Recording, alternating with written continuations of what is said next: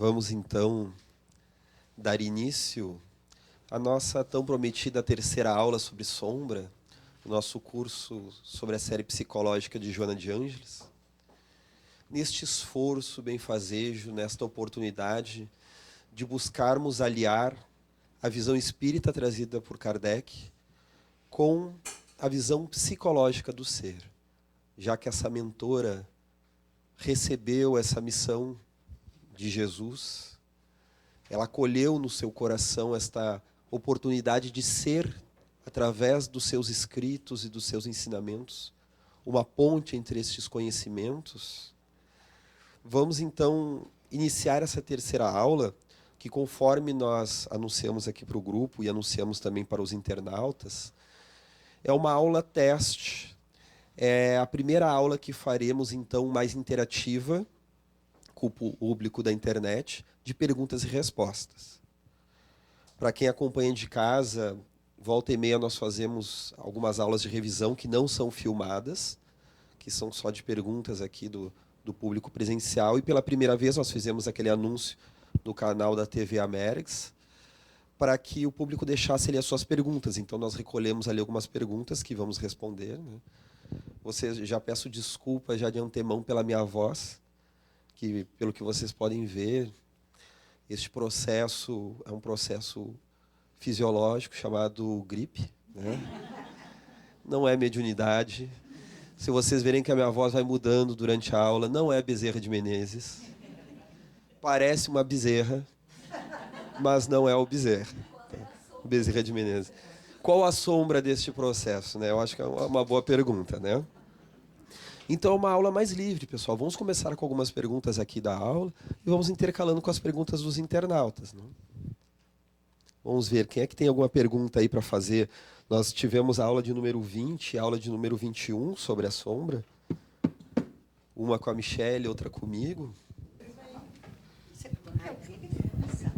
Eu posso definir a minha sombra assim.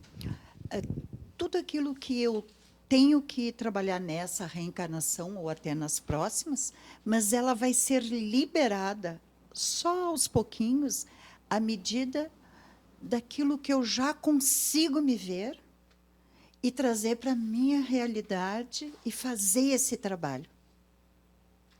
Posso fazer isso? Acho que tem aí uma grande verdade. Vamos ter um cuidado, né? Há sim um processo gradual, bem que nem tu colocastes, né? Liberado aos pouquinhos, sim e não. Sim, porque é natural que um aspecto que hoje nós não conseguimos trabalhar, mais adiante nós conseguimos. Então, muitas vezes tem pessoas que adquirem uma atitude diante da vida. Às vezes é uma pessoa muito trabalhadora, é uma pessoa com um pensamento muito concreto, por exemplo, que não se dá o direito de fragilizar, e isso vai guardando uma sombra. Vamos imaginar, nesse exemplo hipotético, né, a sombra das minhas necessidades pessoais. Onde é que entra a minha criança? Quando é que eu vou chorar? Quando é que eu vou correr para o colo? Quando é que eu vou pedir um aconselhamento para alguém, falar das minhas mágoas? Eu não tenho espaço para isso. Porque, às vezes, a pessoa teve um contexto na sua vida em que isso era muito pernicioso. Talvez um ambiente familiar, um ambiente em que, se ela fragilizasse, ela seria atropelada. Há pessoas, por exemplo, que estiveram em um contexto em que uma sexualidade ali era tão promíscua e tão mal vivida que ela, durante um tempo, ela anula isso. Então, há sim uma necessidade disso, mas aí, como tu falastes, com o tempo vai chegando uma etapa em que é propício, então, trabalhar essa sombra. Isso que naquela época não pôde ser trabalhado. Então, há um tempo para cada coisa, a gente não consegue trabalhar tudo de uma vez só. Há um tempo para que nós possamos ir elaborando a nossa sombra. Há até encarnações diferentes em que nós vamos fazendo isso. Mas cuidado, aí porque eu falei o cuidado, né? O cuidado que também, como é sombra, existe uma atitude do nosso ego de fechar os olhos para aquilo. Então, pode também ser um não posicionamento da nossa consciência. Um não querer ver. Esse que a gente tem que tomar mais cuidado. Sim, aí, então, terminando, poderia dizer a sombra, mas com o enfrentamento no momento certo daquilo que antes eu não conseguia ver. Eu tenho que enfrentar isso, num determinado momento. A vida vai nos trazendo esse convite, né? A vida vai nos trazendo, conforme nós adquirimos uma maior consciência, nós vamos tendo maior capacidade de diluir a sombra, de enfrentá-la, e em vários níveis diferentes. Estava pensando assim, ó, a sombra, então, ela é inerente ao ser humano. Todos os seres humanos têm uma sombra aqui em cada encarnação, que está lá no seu inconsciente, né? E que nem sempre ele consegue detectar essa sombra. A partir da vida, vai surgindo, na vivência e tudo mais, vai surgindo algumas coisas que ele vai se defrontar, então, com as sombras. É isso. Os espíritos, eles respondem muitas vezes que, não apenas os psicólogos, mas os desencarnados também, né? Sim. Que essa sombra ela é inerente ao ser humano justamente pela nossa constituição ainda não plenamente desenvolvida em nossas capacidades. Então, no nosso atual estágio evolutivo, num mundo de provas e expiações, nós somos mais potencialidade do que vivência, do que experiência mesmo. Por isso que nós necessitamos de uma encarnação e de muitas encarnações, que ela serve para o desenvolvimento do self. Conforme Joana de Ângeles coloca no capítulo 4 do livro Em Busca da Verdade, logo no início, que o viver, o reencarnar aqui na Terra é um mergulho do self, o nosso eu total, no círculo das experiências, a fim de que aquilo que ele traz em potencial, ele possa viver em formas de experiência. Vejamos que ela já diferencia o termo junguiano do self é aquele arquétipo da totalidade dentro de nós. Para a Joana, esse arquétipo ele é o espírito na sua totalidade. Então é um mergulho do self, do nosso eu total, da união das nossas inúmeras encarnações atuais e as futuras também. Então, é natural que nós sejamos ainda muito inconscientes. E parte dessa nossa inconsciência, uma boa parte dela é a sombra. Dentro do nosso limiar da consciência,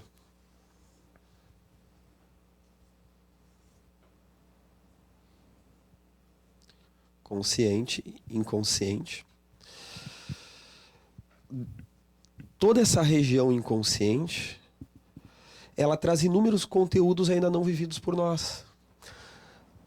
Nos anos iniciais em que Jung teorizou sobre a sombra, acreditou-se que sombra e inconsciente fossem a mesma coisa. É uma confusão que se fez. E conforme ele vai desenvolvendo o conceito, vai se percebendo, principalmente pelo que fala a Marie-Louise von Franz, de que não necessariamente é a mesma coisa. Nem tudo que está no inconsciente é sombra. O inconsciente, nós podemos dizer que ele tem inúmeros complexos no inconsciente. Isso que a gente está falando do inconsciente pessoal, né? Não estamos ainda nem no coletivo. E há um complexo lá também, que é o da sombra. Por que existem coisas no inconsciente que não são sombra e coisas que são sombra? Tem até uma pergunta do internauta que fez sobre isso, depois eu vou ver ali melhor qual que é, né? A sombra ela tem uma característica.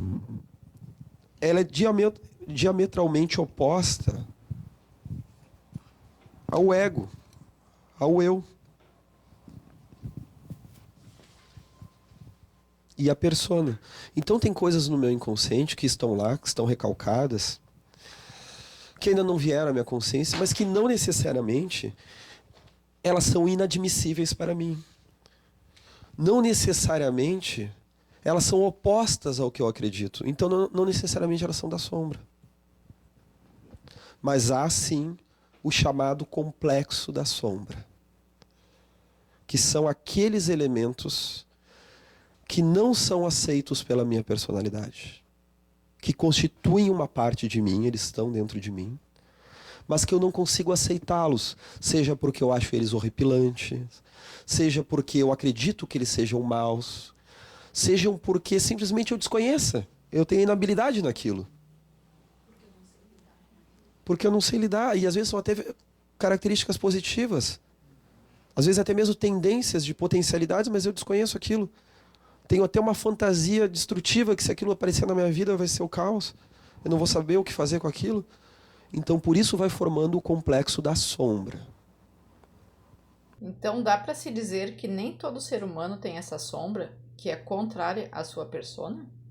Todos temos, porque a nossa personalidade, o nosso eu, ele pode rumar nessa direção do confronto com a sombra e a sua integração. E aí ele cresce a partir disso. Mas tem coisas que vão ficar para outras encarnações. A Joana de Ângeles, ela trabalha bastante a ideia de várias individuações em cada encarnação. E nós poderíamos dizer que haveria uma outra individuação a longo prazo, que seria ao longo de muitas encarnações. Uma individuação maior. Então, por melhor que eu seja, tem coisas que vão ficar no meu inconsciente, porque nós somos seres humanos, nosso cérebro, ele é um aparelho receptor da mente, do espírito, ele não é capaz de receber a totalidade do espírito como um todo.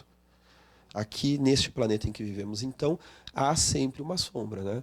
A Joana de Ângeles, ela trabalha que o único espírito que teve na Terra que não tem sombra foi Jesus, pois ele diluiu completamente essa sombra. Ele teria apenas ao nível arquetípico, que seria o registro da sombra, mas não ao nível de complexo.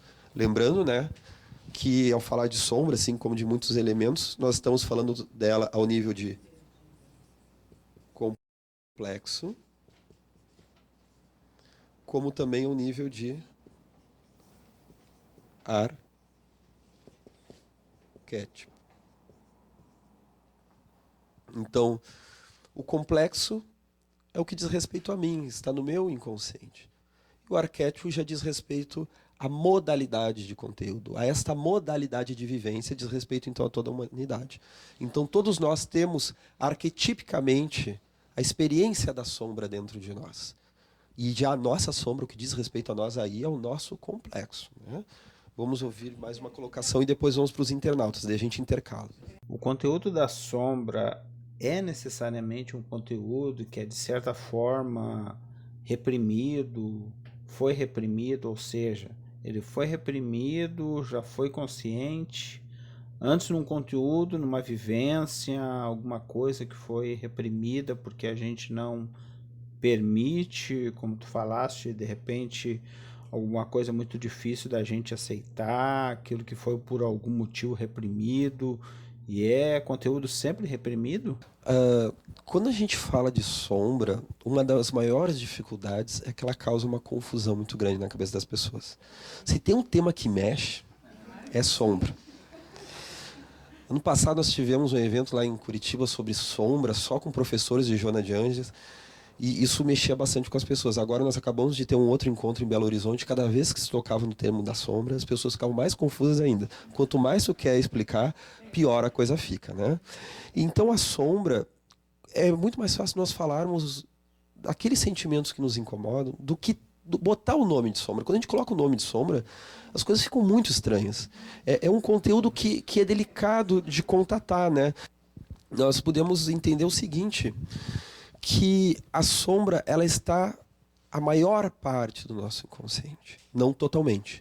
Então, muitas vezes, nós temos noção de áreas que dizem respeito à nossa sombra. Ela também se relaciona com a consciência em algum grau menor. Se fosse totalmente consciência, não seria sombra. Porque em termos psicológicos, a gente tem que ter cuidado com os conceitos agora, né? Em psicologia, consciência, quando diz assim, eu tenho consciência que eu sou um pouco arrogante. Não. A gente não tem consciência que é arrogante. A gente tem a informação de que existe uma arrogância dentro de nós e a gente não conhece ainda esse nosso lado. Ele nos toma. Porque em psicologia o termo consciência quer dizer que ele já veio para a consciência, já foi integrado, já não nos domina. Então a sombra, ela são aspectos desconhecidos ou então pouco conhecidos pela nossa consciência.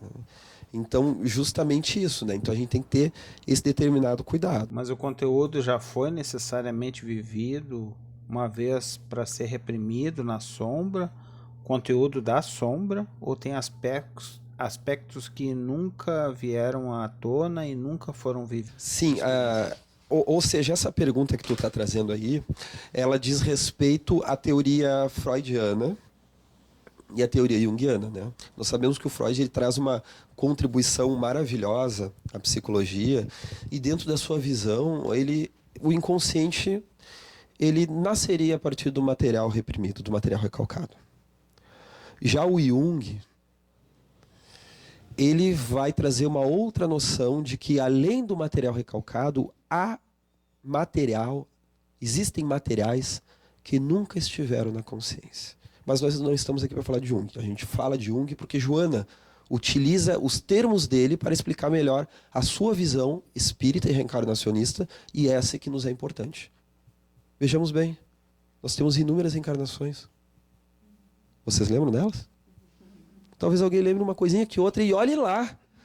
Quando tem aquela retrocognição que lembra de um momento, né? Ou seja, a maior parte das coisas nós não lembramos.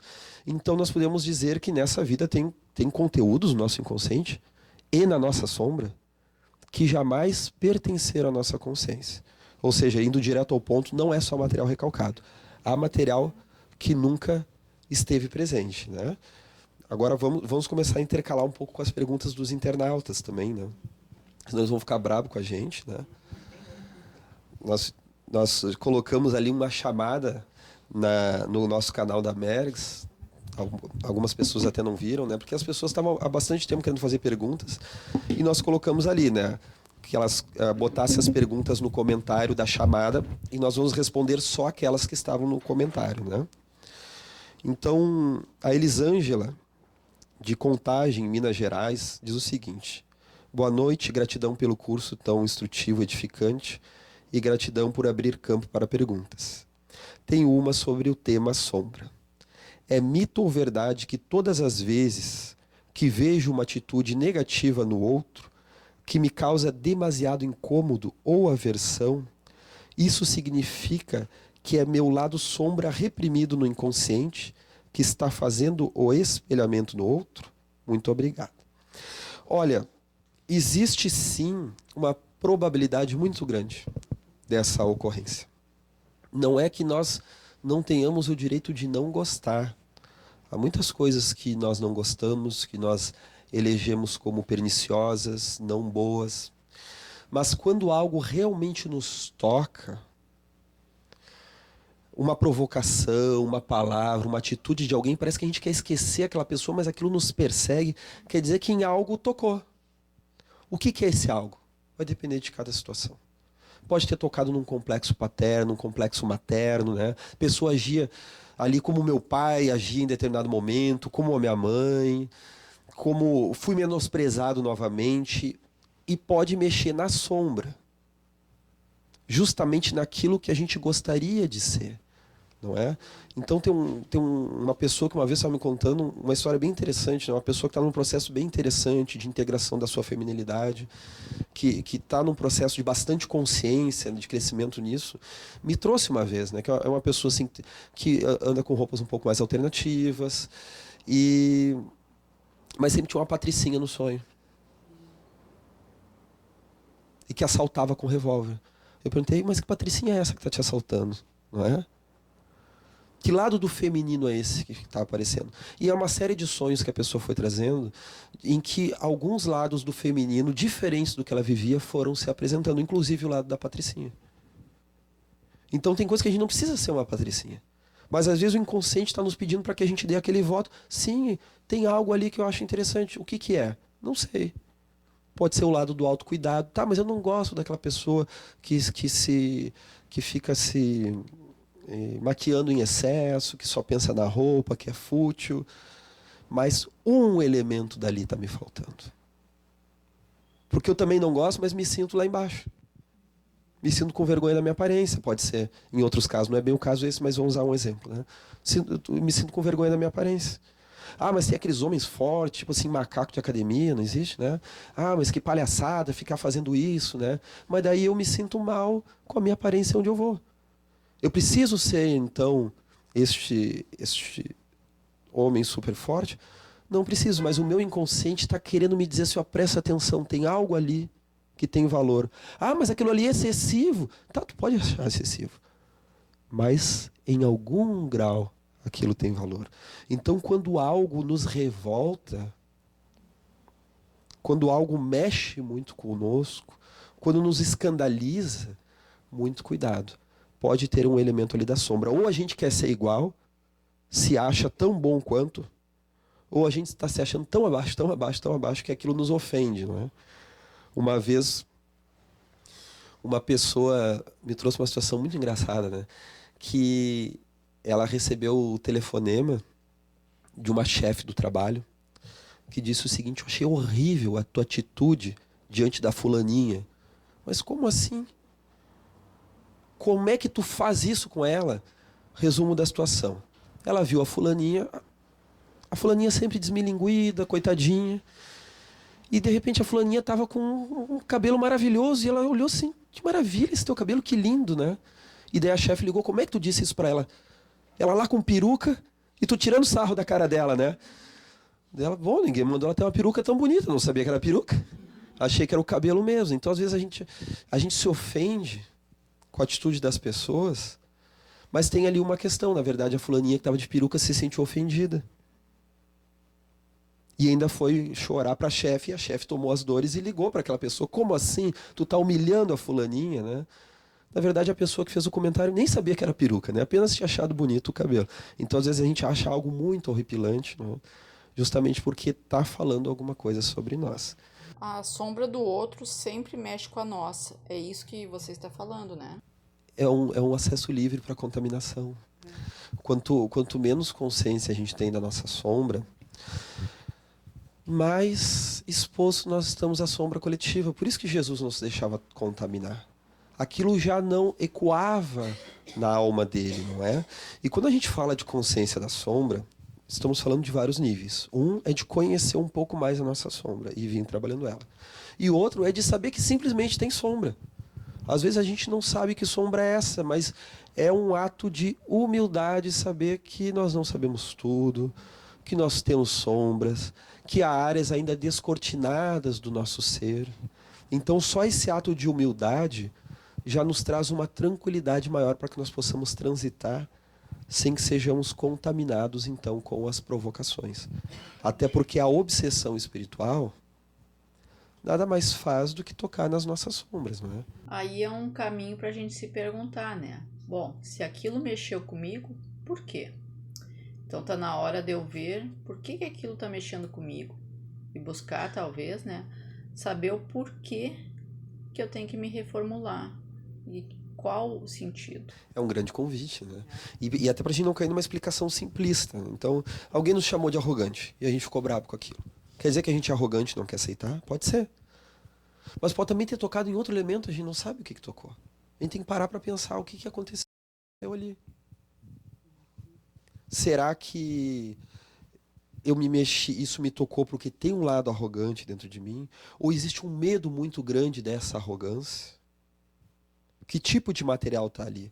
Porque a sombra, ela existe, vamos dizer assim, por dois motivos.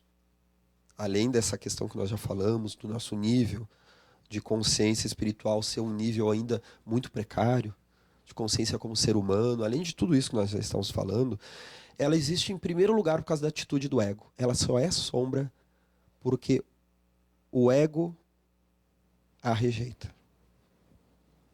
Então esse conteúdo, ele pode até ser um conteúdo muito simples. Ele só é sombra porque o ego rejeita. Então tem pessoas que são polidas demais, nós falamos já disso aí. São polidas demais, são cuidadosas demais, porque elas têm medo de uma agressividade sua. E que agressividade é essa? Não sei, às vezes pode ser até um nível natural, às vezes até um nível necessário de agressividade. Não para sair esbofeteando alguém, mas para dizer assim, agora tu para. Agora tu entrou numa área que eu estou me sentindo desconfortável. Então esse nível de agressividade que vai trazer uma defesa para dizer assim, fulano, por favor, agora tu está pisando no meu pé. Então só é sombra porque o ego rejeita, por causa da atitude do ego. E agora, em segundo lugar, então o segundo motivo por ser sombra, também existem os conteúdos perturbadores. Aí sim. Existem conteúdos que são extremamente disruptivos para a personalidade. E que nós não estamos prontos ainda para conhecer. Joana de Ângeles, vai nos falar no livro Desperte e Seja Feliz, em uma entre as 30 questões, desafios, que ela mesma chama no livro, que há uma sabedoria divina enorme no esquecimento do passado, das vidas passadas. Porque nós não estamos ainda prontos para carregar o fardo daquilo que nós fizemos em vidas passadas. E até do que os outros fizeram. Imagina que vai ter alguém nos julgando o tempo inteiro por aquilo que a gente fez. Imagina que nós vamos lembrar o tempo todo que lá, há 7 séculos atrás, eu abandonei uma criança, eu maltratei uma pessoa, eu surrupiei uma instituição. Então tem coisa que nós ainda não estamos prontos para lidar emocionalmente. E o nosso processo evolutivo é um processo de elaborar esses conteúdos. Então por isso que há necessidade do esquecimento do passado. E ela fala que até mesmo os acertos nós não saberíamos lidar, né? Imagina que eu estou agora iniciando, sei lá, um cursinho de química. E eu fui o Michael Faraday, um grande químico lá no século XIX. Vou pensar, aqui não tem, já fiz, minha parte eu já fiz, agora eu vou ficar vendo TV. Né? Começar tudo de novo, então até aqueles acertos nos atrapalhariam. Seria um desestímulo pensar, pô, mas eu vou ter que aprender tudo de novo. Não, então eu vou deixar passar. Né? Então há uma necessidade do esquecimento momentâneo. Temos aqui mais uma pergunta. Sandra Falcão nos pergunta o seguinte: gostaria de saber mais sobre projeção das nossas sombras nos outros. Como identificar isso mais facilmente em mim? Junto com a mediunidade, então, é complicado discernir o que é meu do que está sendo questionado. Os espíritos usam de nossa sombra para nos derrubar. Como lidar com essa situação? Olha que interessante. Justamente o que falamos com a sombra, né? A obsessão espiritual, os espíritos utilizam da nossa sombra para nos derrubar. E ela fez uma pergunta aqui interessante que eu já estou, inclusive, repassando para a Joana de Ângeles. Tá? Olha que desafio, né? A psicologia nos ensina que tudo aquilo que eu senti, aquela agressividade que a pessoa me tratou, aquele mal-estar, aquela raiva que eu estou sentindo. Então o fulaninho falou comigo, eu senti uma raiva, por causa é culpa do fulaninho. A psicologia vai nos dizer que o conteúdo é nosso. O fulaninho até pode ter errado mesmo, mas o conteúdo é nosso. Trabalhar com sombra é ter um cuidado de educar uma faculdade nossa de percepção e projeção. Vamos lembrar dessas duas palavras. Trabalhar com sombra, educar uma faculdade nossa de lidar com percepção e projeção. O que é uma percepção realmente elaborada e o que é projeção nossa? Então a psicologia vai nos dizer o seguinte, é nosso. E a mediunidade vai nos dizer assim, é do outro. Porque o médium sensitivo, o médium intuitivo, às vezes ali, eu estou com um mal-estar, uma depressão, e aquilo não é nosso. É de um espírito desencarnado. E agora, o que a gente faz com isso, não é?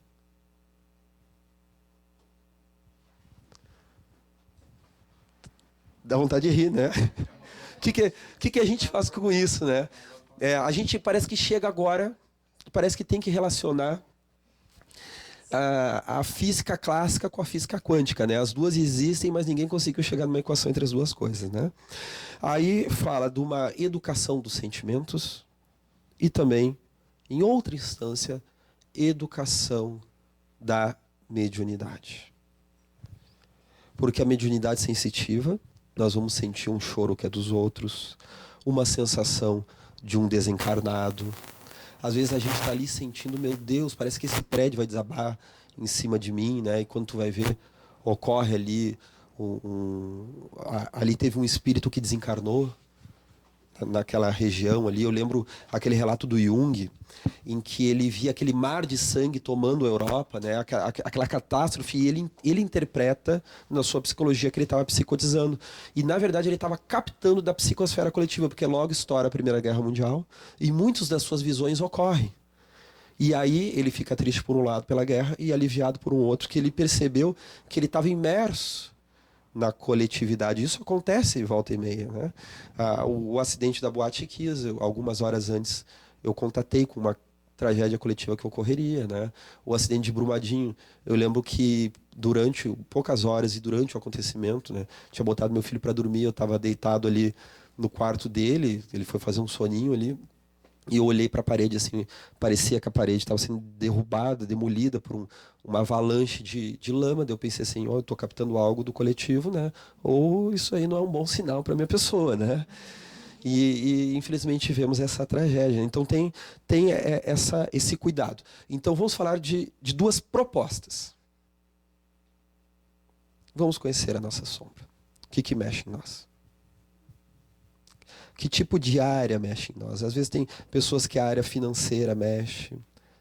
Eu recebo muitos pacientes assim que são aqueles céticos, são tão céticos, que eles estão loucos para acreditar em reencarnação.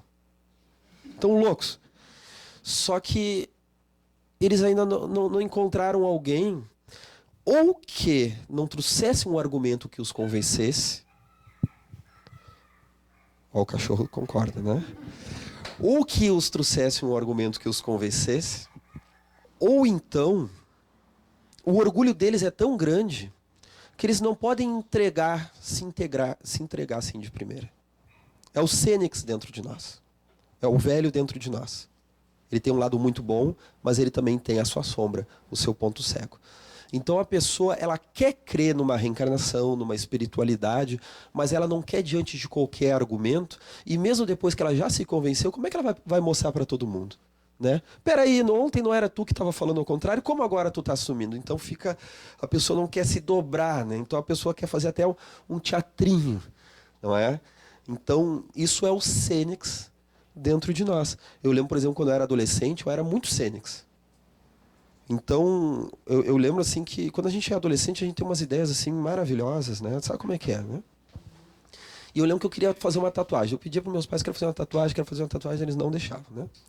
Infelizmente eu fiz depois de um tempo lá, agora eu quero tirar, né?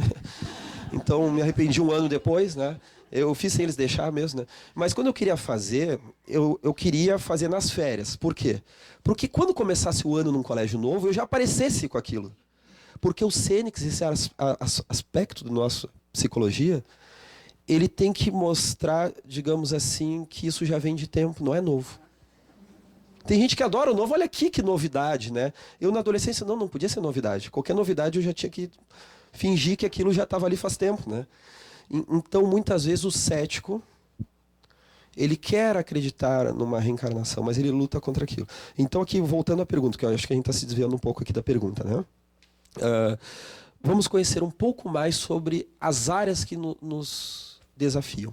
Que nem eu falei agora há pouco. Quando a gente fala o termo sombra, confunde. Então vamos pensar em sentimentos, em áreas da nossa vida, emoções, falas, provocações, falas que nos provocam, situações que nos provocam. Aí vai ser mais fácil a gente lidar com a sombra. Cuidando com isso, vai ser mais fácil a gente lidar também com a outra parte, que é a nossa educação mediúnica. Para a gente diferenciar um pouco o que é aquilo que eu estou sentindo. Se é mediúnico, se não é. Porque se a gente não conhecer nenhuma coisa nem outra, aí vai ser uma confusão. Né? A mediunidade faz isso. Sensitividade. Né? Eu lembro a Michelle, às vezes, né, com um período de menstruação, né, eu lá com dor nos ovários. Né? Eu só não tenho ovários. Mas tem mediunidade. Né? Então, a gente sente um pouco de tudo, não é? Muitas vezes eu percebo que as pessoas querem acreditar, mas têm medo da responsabilidade que a reencarnação traz como inerente. Eu passo a não poder mais colocar a responsabilidade em alguém, porque a responsabilidade do que eu vivo é minha. Então, tenho um medo enorme disso, porque enquanto eu estou colocando, entre aspas, e aí a gente chama de culpa, né? A culpa em alguém, a culpa num Deus, a culpa, enfim, está tudo certo. Interessante isso que tu colocou. Isso é uma das hipóteses, né? Que há muitos casos. Essa é uma das hipóteses que ocorrem. Muitas vezes é o medo da responsabilidade que isso vai nos trazer. Né? E muitas vezes os estudantes do ESD, eles começam a desaparecer justamente quando eles começam a entender isso. Justamente como os estudantes da Joana. Né? Muito bem. Tá? Vamos usar o exemplo que a colega colocou aqui, né? É uma das possibilidades de existir, né? Aqui nós falamos de dois indivíduos, tá? O vagabundo e o responsável. Vagabundo é um termo, um jeito de dizer, né? A pessoa que está com medo das responsabilidades. Às vezes é um processo de sombra também. Às vezes nós falamos assim pro fulaninho, fulaninho, tu tem que trabalhar, tem que ter responsabilidade, tem que fazer aquilo, tem que fazer... Fulaninho não entende, ele não escuta. Ele escuta. Tanto, mas tanto que ele petrifica. O problema é a forma de escutar. Como o seu ego está se identificando com o vagabundo, existe uma outra área do seu ser, aqui está ele todo, o seu ser, né? Ele está identificado com o vagabundo. Há uma outra área do seu ser que ele não domina, que é o responsável. E esse responsável está tão grande, tão grande, tão grande, que ele começa a fantasiar que essa responsabilidade é excessiva. Que no momento que eu for assumir uma responsabilidade, eu vou assumir toda a responsabilidade. Que se eu estou achando que já é amargo trabalhar, se eu assumir o trabalho, acabou a minha vida. Não tem prazer em trabalhar. Ou seja, lá no meu inconsciente existe um lado meu, eu até posso já ter vivido isso em outra vida, ou tem um parente meu que vive isso, às vezes tem, né? Em que trabalha enlouquecidamente. O mito do fazer. A mesma coisa agora vamos falar do responsável. A pessoa é tão responsável, mas tão responsável, que se ela abrir uma nova área da sua vida, ela vai se colocar um nível de exigência excessivo. Daí tu fala para a pessoa assim, poxa, eu trabalho tanto, eu gostaria de relaxar. O que tu gosta? Oh, eu gosto de pintura a óleo. Quem sabe, então, pinta um quadrinho, faz um curso, adere a um ateliê de artes. Sem que a pessoa consiga simbolizar, não é nem discurso, às vezes a pessoa não consegue nem trazer num discurso. Lá dentro dela existe uma fantasia que se ela começar a pintar, entrar na arte, tem que ser um Van Gogh. Às vezes a pessoa não consegue traduzir isso em palavras, mas está lá. Uma exigência muito grande. Então, muitas vezes, a pessoa não consegue tomar passe no centro espírita. Porque ela tem medo que vão ver o que ela está deixando para trás na sua encarnação. Lá vai ter médios videntes, eles vão ver o que eu estou querendo esconder. Aquela questão da sombra, né? Vai nos trazendo a vergonha. A sombra, ela é um dos principais mecanismos a nos trazer culpa e vergonha. Uma vergonha excessiva que a gente nem sabe por que está tendo, diz respeito a algo da nossa sombra, que está nos pegando, está nos inviabilizando. Então a gente tem aquela vergonha já a priori, a gente chega no local já chega meio envergonhado, né? Ou a gente é muito safado na sombra, né? Tem um lado safado nosso que a gente não sabe o que é, né? Ou a gente não está aceitando que tem algum conteúdo ali. Então vamos receber isso como um convite. Porque a sombra, como nós vamos ver nas aulas depois sobre individuação, ela é um dos importantes passos da individuação, do nosso processo de integração. É um dos mais difíceis, mas é um dos mais bonitos, este processo de integração. Emmanuel, no livro chamado Emmanuel, que foi um dos primeiros livros da seara de Chico Xavier, ele vai nos trazer que a confissão auricular que existe dentro do catolicismo, ela remete a um hábito que surgiu dentro das primeiras igrejas, que na época tinha um significado um pouco distinto do que tem hoje em geral. Não vamos criticar o que tem hoje, né? Nós sabemos que tem muita coisa boa e tem coisas que já se desviaram. Mas dentro daquele contexto antigo, o que era? Era uma forma do sujeito não voltar a errar. Então, se eu escondo muita coisa da comunidade, eu vou fazer que a comunidade conheça para que eu não volte a errar. Então, se eu sou um dependente de cocaína, por exemplo, eu vou trazer isso ao coletivo a fim de que eu não volte a esconder. Então tinha um significado psicológico muito grande que, segundo Emmanuel traz, foi deturpado através dos séculos, através justamente da sombra. Ele não usa esse termo da sombra, mas justamente da sombra. Às vezes ali pelo aquele gosto mórbido, né, de quem está ouvindo em explorar os conteúdos ali nefastos da pessoa. Ou às vezes naquela fantasia de que eu vou falar, então eu vou receber então um indulto através de uma série de orações que eu vou fazer, então eu já estou livre da sombra, não preciso fazer consciência, né? Então, através do tempo, houve uma deturpação. Claro que nós sabemos que há aqueles sacerdotes, aquelas pessoas que sabem muito bem, né, numa capacidade espiritual e psicológica, utilizar disso como uma libertação, como um processo de cair em si, de dar-se conta da sua personalidade, como Joana de Ângeles fala no livro Em Busca da Verdade, o processo de cair em si, de encontrar aquilo que estava perdido, de trabalhar o filho pródigo que retorna ao lar, a ovelha perdida, que é quando nós nos perdoamos e recebemos o nosso lado marginal que se extraviou, e agora ele volta para a casa paterna pedindo para receber um banho, para receber uma atenção, para reconstituir o amor próprio, né? Eu vou para mais uma pergunta aqui e vou ouvir vocês novamente, né? Lembrando que nós estamos abrindo as perguntas para os alunos em aula e para os internautas, né? Os desencarnados vão com calma, né? Ó, Maria Lúcia Martins. Uma boa tarde. Gosto muito dos cursos relacionados aos livros da Joana de Ângeles. Nós também gostamos. Maria. Gostaria de perguntar se vícios e sombra são a mesma coisa. Beijos a todos e desde já muito obrigada por tudo. E aí, pessoal? Vamos jogar para os universitários. Vícios e sombras são a mesma coisa? Não, os vícios seriam conteúdos que estão dentro da sombra, que fazem parte? Conteúdos que estão na sombra, vamos lá, o que mais? Vamos ver. Sei lá.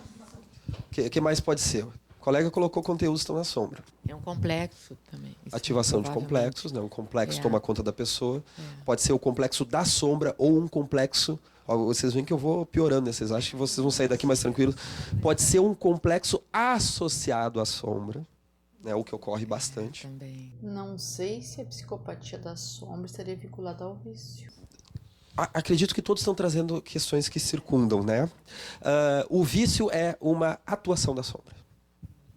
Porque vício fala de compulsão, fala de um comportamento que nós já não temos mais o controle. E no vício tem duas coisas, né? Aquela coisa, eu estou viciado, mas eu não tenho força para lidar com isso. Ou, eu controlo, né? Eu paro a hora que eu quiser. Parar de fumar é fácil, eu já parei várias vezes, né? Então, tem justamente esta fantasia. Então, nós podemos dizer que o vício é uma das formas de atuação da nossa sombra. Porque tem um posicionamento do ego, do eu, que não quer fazer aquilo, mas tem um outro dentro de mim que quer, que está tomando conta daquilo. E que está me levando a repetir a situação. E depois eu fico me culpando por que eu fiz aquilo. Por que eu me joguei naquela atitude. Mas eu volto a errar. Porque todo o resvalo, toda atitude compulsiva, toda atitude compulsiva, toda atitude viciada, é uma escolha inconsciente que está buscando uma resolução, mas buscando de forma torta, que não dá certo. É o que Freud chamou de compulsão à repetição. E eu, então, me torno escravo de um complexo, na maioria das vezes também vinculado à sombra ou da própria sombra, me torno escravo de um complexo e que volto a atuar aquilo. Vamos lembrar do livro Sexo e Obsessão, do espírito Manuel Filomeno de Miranda, onde nós temos um caso de um padre pedófilo que está tentando lutar contra esse vício, dessa perversidade da pedofilia. Na verdade, ele estava atuando uma personalidade de uma vida passada em que ele foi Madame X, uma cafetina, amiga do Marquês de Sade, que era responsável por um bordel em que se faziam atrocidades com crianças, sexo com animais, sexo de determinadas formas em que muitos espíritos ali decaíram naquela encarnação. E ela agora veio como um padre no sexo masculino para conseguir controlar esse impulso, mas havia um obsessor que estava ali explorando essa característica. Então, ele, que agora era ele, lidando com crianças, estava sofrendo, porque ele estava tentando refrear o impulso à pedofilia. E Bezerra de Menezes, Manuel Filomeno de Miranda e outros espíritos trabalhando para que ele fosse descoberto pelo seu superior, que iria educá-lo neste vício com o qual ele estava se debatendo. Claro que existe aquela pessoa que está sendo vítima da sombra e está tentando lutar contra, e existe aquele que também está se jogando, que não está nem aí, que está plenamente identificado, né? Aí nós utilizamos aquela frase da Joana no livro Vida Feliz, em que ela nos fala que a dor ela é um recurso de regeneração, ela é uma ferramenta de regeneração quando houve a falência do amor não vivido. Quando há a falência desses recursos do amor não vivido. Então ela é uma medida mais extrema para que haja a nossa regeneração. Então muitas vezes nós deliberadamente escolhemos deixar que a sombra tome conta de nós. É muito fácil fazer isso, né? Colocar a justificativa nos outros. Como eu vi uma vez numa sketch do Monty Python, aquele programa, né, de humor dos anos 70, lá da Inglaterra, que eles estão falando sobre a extrema esquerda e a extrema direita. E mostrando a semelhança, que um é culpa disso, um é culpa do outro. Então, é muito fácil ser extremista, não importa se é esquerda e direita. É simples, a culpa é sempre do outro. É uma resposta fácil. Ah, então quer dizer que eu sou um esquizoide paranoico? Não, claro que não. A culpa é do outro e está acabado. E é fácil viver assim, não é? Queimem as bruxas. Então, não estamos aqui entrando em quem está certo, quem está errado, se há erro, se há acerto, questões de política, mas sim que sempre há um conteúdo dentro de nós para nos darmos conta das nossas raivas, da nossa animalidade, né? Por que ela está nos tomando? Por que este sentimento está tomando conta do meu ser, né? Algo nos tocou, né? Estava pensando que antes de conhecer qualquer coisa sobre a sombra, eu já pensava nos vícios como uma fuga, né?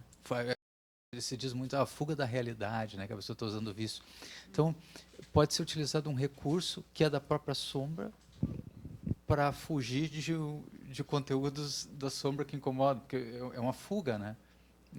Vamos dizer assim, o apego a um vício pode ser um recurso para uma fuga de algo muito difícil, né?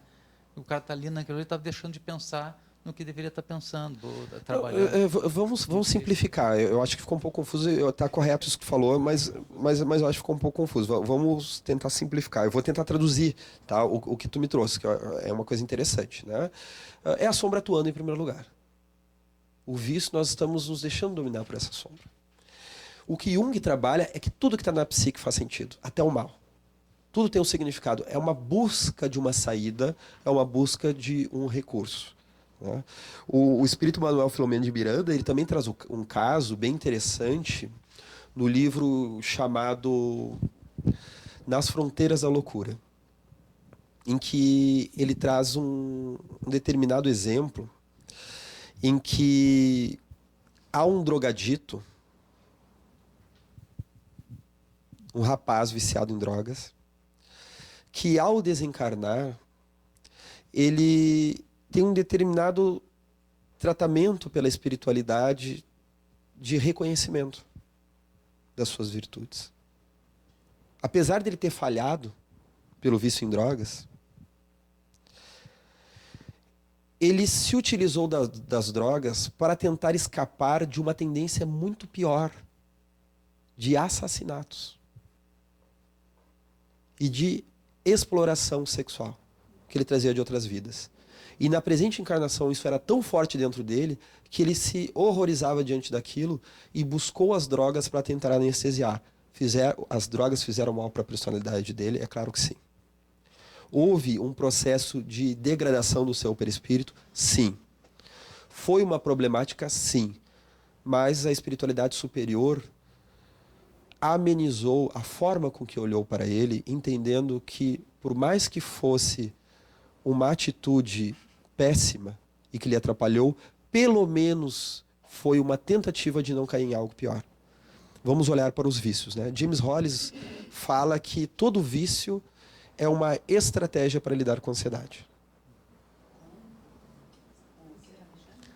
Todo vício é uma estratégia para lidar com a ansiedade. Claro que não é uma estratégia que não dá certo, porque ela não elimina a ansiedade, né? Ela não dilui a ansiedade.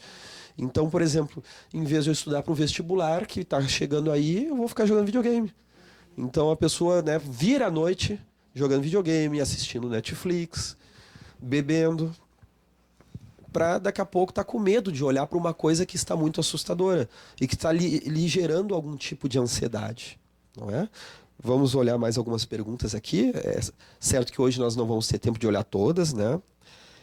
Muitas vezes, Elizabeth Coimbra, muitas vezes, para nos mantermos equilibrados face aos problemas vivenciados na coletividade, nos remetemos a uma guerra interna conosco.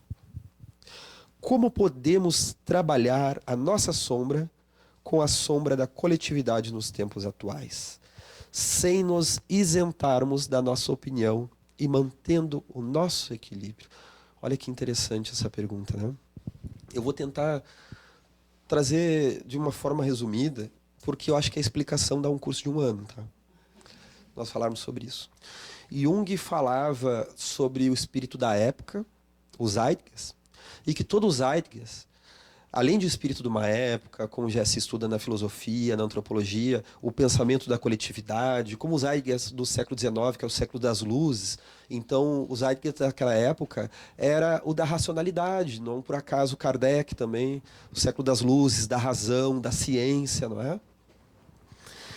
O espírito de uma época também traz questões psicológicas a serem trabalhadas, a serem respondidas. E que se o indivíduo não responde dentro de si, da sua forma, do seu jeito, na sua vida, essas questões, ele pode sucumbir ao coletivo. E Jung vai dizer que Nietzsche sucumbiu ao espírito da época, do século XIX e XX, com a ideia da morte de Deus. Porque ele vai dizer que Nietzsche, na sua sensibilidade, ele entrou em determinado processo profundo da sua individuação que ele não conseguiu responder. E ele afundou. Ele enlouqueceu, claro que ele teve sífilis, ele teve outras complicações, né? Mas ele afundou diante dos seus conflitos psicológicos. Ele foi esmagado, porque a descrença que tomou conta do mundo no início do século XX, que levou à Primeira e Segunda Guerra Mundial, o excesso da razão, não estamos falando da razão, mas o excesso da razão, que não soube naquele momento equacionar uma fé raciocinada e integrá-la, levou o ser humano a um vazio existencial em que aqueles que não souberam encontrar um equilíbrio dentro de si, muitas vezes se esfacelaram. Seja no esfacelamento psicológico, seja em fugir disso no mito do trabalho, por exemplo, seja na Primeira Guerra Mundial, em que Jung vai nos dizer que aquela besta irracional foi projetada no outro, já então que somos os donos da razão, irracionais são os outros, né? Tais quais as bruxas, tais quais os infiéis, tais como os judeus, tais como os muçulmanos. Em todas as épocas históricas tem o bode expiatório, não é? Tais como os povos bárbaros. Nessa época, os povos europeus acreditavam, então, que era sempre o inimigo. Para os ingleses, para então os franceses, os inimigos eram os alemães, eram os italianos e vice-versa, não é? Então, foi um período de vazio existencial. Então, justamente, nós podemos lidar com agora um fenômeno muito recente. Lembremos da nossa aula do curso O Homem em Conflito, que foi a primeira aula do curso do ano passado, que está no YouTube. Lembrando da segunda aula desse curso, que também falamos do mundo doente. Tem um determinado adendo que nós podemos fazer essas duas aulas. Ali nós falamos da crise da pós-modernidade, em que tudo pode, tudo é válido. Então, se tudo pode, o que é certo? O que importa é ser feliz, não é? E aumenta os números de suicídio, segundo esse lema. Então a pessoa se desespera, a pessoa faz de tudo, porque tudo é válido. E esquecemos aquela frase de Paulo: muito posso mas nem tudo me convém. Ou muito posso, mas nem tudo me é lícito, não é? Nem tudo realmente vai me fazer bem. E há uma reação natural a esse processo, que inclusive nós nem comentamos isso naquelas 2 aulas, que agora nos últimos anos o mundo está voltando a um extremismo. Então, por exemplo, nós estamos vendo no Brasil e no mundo o fenômeno da esquerda e da direita, que é um fenômeno respeitável, um fenômeno da política, né? Direita e esquerda são termos políticos que têm uma finalidade pedagógica, mas lembramos que Joana de Ângeles nos fala do ser biopsicossocial e espiritual. Então, o homo politicus é uma parte do ser humano. É importante, claro que é, mas ela não dá conta de todo o ser humano. Ela nem se adentra muitas vezes na profundidade do homem psicológico, o que dirá do homem espiritual. Então, se nós quisermos encarcerar as pessoas que estão na nossa volta entre direita e esquerda, e agora tem uma moda, né? Direitista e esquerdista, eu nunca vi esses termos, né? Quando a gente estudava história, no meu curso de história, não existiam essas modas, né? Que agora tem, né? Terraplanistas tem, né? Tem tudo, né? Só ouvia falar do halterofilista, do skatista, né? Do alpinista, o alcoolista também, né? Alcoolista tinha bastante no curso de história, tava cheio, né? Imediatista, né? Exatamente, isso tinha bastante, né? Então agora tem esses termos, né? E nós fazemos uma fantasia psicológica de encarcerar as pessoas que nós conhecemos numa coisa ou noutra. Esquerdista ou direitista vai para esses extremos, né? O que me faz pensar, a Elizabeth ela não fala isso, mas ela me faz pensar nisso, né? Como podemos trabalhar a nossa sombra com a sombra da coletividade nos tempos atuais, sem nos isentarmos da nossa opinião e mantendo o nosso equilíbrio. Eu acho que aí é o ponto do respeito, né? Respeitar a opinião alheia. Quem me ensina muito isso, e eu tenho uma gratidão a isso, são aqueles espíritos tais quais Bezerra de Menezes, a Rainha Isabel de Portugal. Não é a nossa princesa Isabel do Brasil, né? A Rainha Isabel de Portugal do século XIII é um daqueles espíritos descritos no livro Tormentos da Obsessão, psicografado por Divaldo Franco, em que ela tem uma capacidade espiritual tão grandiosa que ela que protege as equipes que vão às regiões umbralinas resgatar aqueles espíritos. Que são espíritos que se corromperam pelos vícios, pelos melindres, pelos suicídios e também pela maldade e perversidade. E ela está ali respeitando aqueles espíritos. Maria de Nazaré respeita Judas quando vai resgatá-lo da região umbralina, como nos diz Humberto de Campos, o irmão X. Era o espírito, era a personalidade que levou a matar Jesus, o filho dela. E ela ali inicia um trabalho de resgate aos suicidas e ela discorda de Judas e o trata com amor. Voltando ao livro Sexo e Obsessão, que falamos agora há pouco, nós vemos que Marquês de Sade, que é um dos personagens principais do livro, quando ele é resgatado da região umbralina, e Bezerra de Menezes, Manuel Filomeno de Miranda e aqueles espíritos vão até a cidade umbralina, que é governada por Marquês de Sade, em nome da mãe dele para resgatá-lo, eles não humilham o Marquês.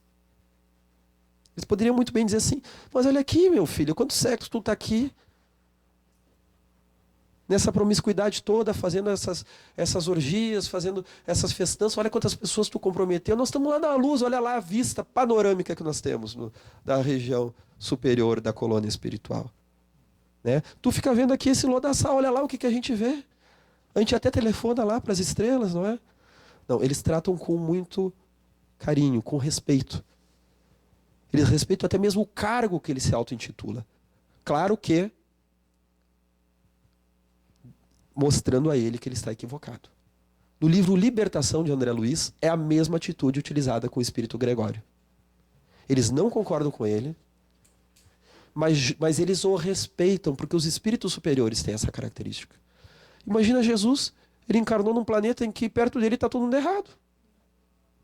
Vocês viram ele dando um tapa na cabeça de alguém?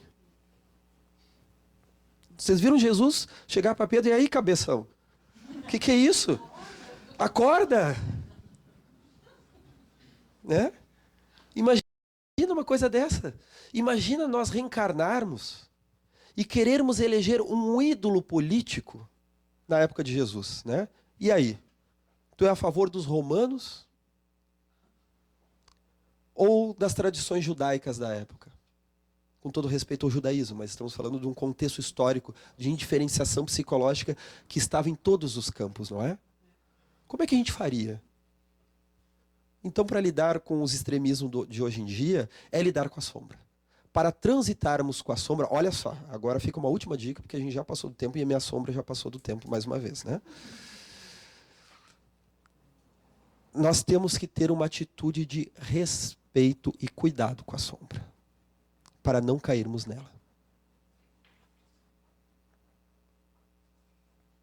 Divaldo Franco, ele diz o seguinte, que ele não teme a obsessão, ele não tem medo da obsessão, mas ele respeita.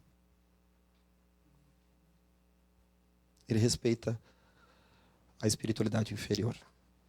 Nós temos que ter um respeito. Quando nós vamos doutrinar um espírito numa mesa mediúnica, por pior que ele seja, nós temos que ter um amor, um respeito, uma reverência não ao que ele diz que ele é. Mas o Filho de Deus, ele é um Filho de Deus. Ele precisa desse respeito. A nossa sombra precisa ser respeitada. Ela é um perigo para nós, é um perigo tremendo. Ela pode nos fazer mal? Pode fazer muito mal. Mas primeiro nós temos que respeitá-la, que ela existe, termos um cuidado, um carinho, porque um dia, olha só que coisa boa, a proposta de Joana de Ângeles. Ela nos fala que a única fatalidade é a plenitude. Um dia, aquilo que hoje é sombra já estará tão transformado que vai ser uma virtude. Aqueles médicos abortistas vão ser os médicos que vão promover a vida em outras encarnações. Os que hoje traficam vão ser os que vão tirar do tráfico.